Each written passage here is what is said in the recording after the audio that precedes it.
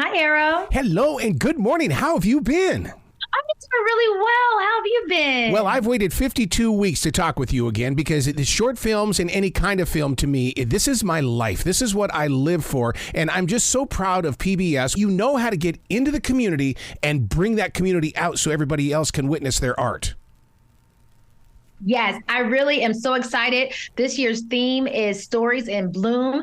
And that's because, after 12 years of doing this film festival, we are really, leaning into planting seeds of inspiration for future filmmakers. And we want to champion the growing and changing narratives that blossom from participants each festival. So, as we grow, we want to celebrate that growth. So this year's theme, Stories in Bloom, it really speaks to that. I can't imagine how the competition has changed because it really feels like that some of our next great producers are 12-year-olds. They're out there making short films themselves.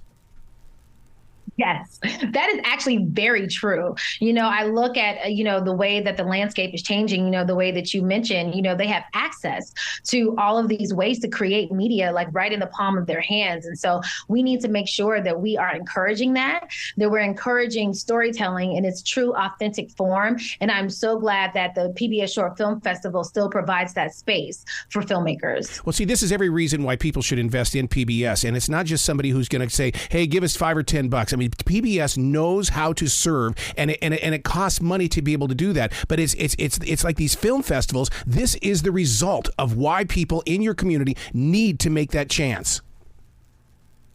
That's absolutely correct. I mean, you couldn't have said it better. I couldn't have said it better myself. When I think about the film festival, my biggest thing, I want to make sure that as you're watching the films, you see yourself or someone you love represented in at least one film each year. And if you don't see yourself or someone you love, then I didn't do my job, because I'm really committed to visibility. I'm really committed to providing filmmakers a trusted platform to tell their stories. And so I'm just really proud of all of the filmmakers that participated this year. I mean, of course, it's a huge thing to put on, but let me tell you, it is always worth it. What I love about short films is that they make an impact. I mean, you've got Tom Cruise with a 2-hour and 45-minute movie, but yet your short films say a lot more to my mind, body, and soul. How is it that we're able to do that in such a short amount of time? That's true expertise, or is it the fact that we're still very raw? I think it's a little bit of both. I really do. I do think that it takes a certain skill set to tell a story that fits within, the constraints of a short film. It is a way, that people write. And so that's a skill set, that you really have to have. I mean, it is not easy. But then also, I really do think that there is a rawness that comes with the film festival. These are not, stories where everything is polished and, you're thinking of, all of these things. No, I encourage filmmakers to always show up and tell their stories in a way that is true and authentic to them, because that is the only way that a story has impact.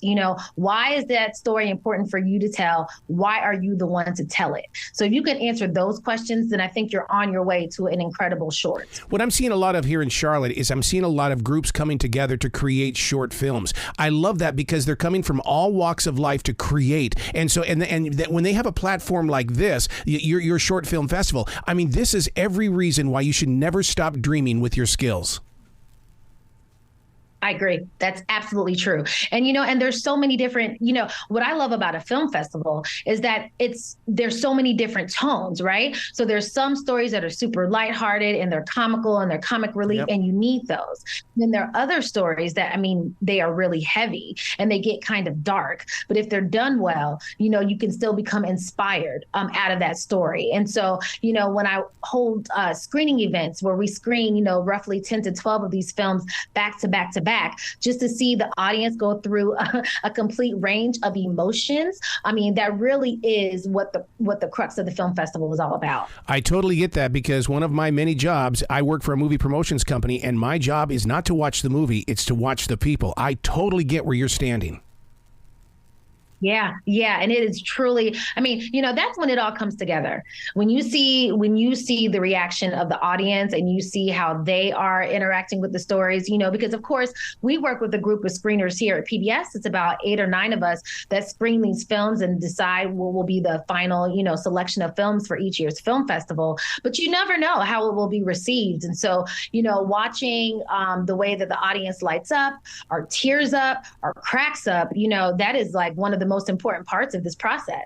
How do people get involved? Because you know darn good and well someone's listening right now that puts up things on TikTok and reels on Facebook, but they go, well, I want to do this, and I know I can do a better job, but I need some leadership.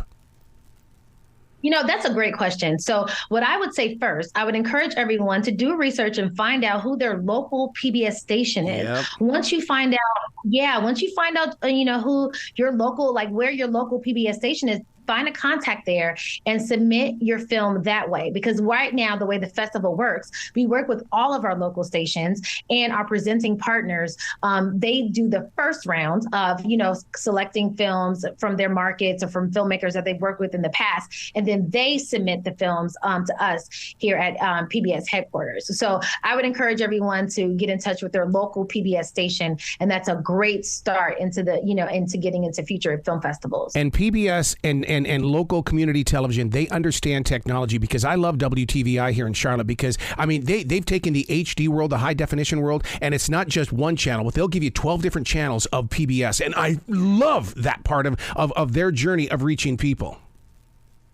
Absolutely. I really feel that, that's why I'm so proud to work in the public media space, because in the same mission and the same effort that we are to provide spaces of inclusivity, provide, spaces for everyone to see themselves and what we, provide and put out there as far as content, that same commitment is on the technical product side. You have to be very serious about honoring the mission of PBS to work in this nonprofit world. So I just love, working with colleagues that take the mission of PBS so seriously to make all of this come together. I'm just so proud of that. Well, congratulations on this year's Short Film Festival. I look forward to talking to you in 52 weeks. Thank you so much. I'm going to put it on my calendar now. Thank you for having me. Well, you be brilliant today, okay? Thank you. Same to you. I really appreciate it.